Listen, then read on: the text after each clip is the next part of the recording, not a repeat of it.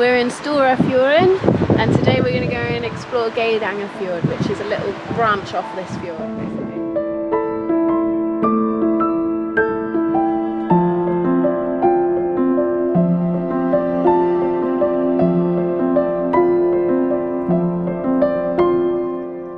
We decided to take a little trip to go to a better viewpoint over Geiranger Fjord.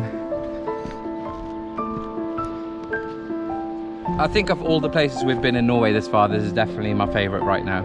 It's very beautiful.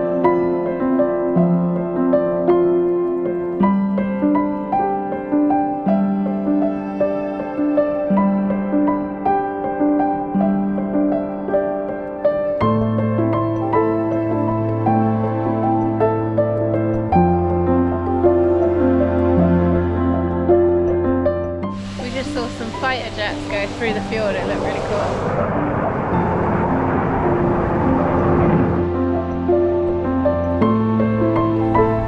To get back again to our Airbnb, we have to take this tourist ferry cruise, and it was basically over £100. So expensive.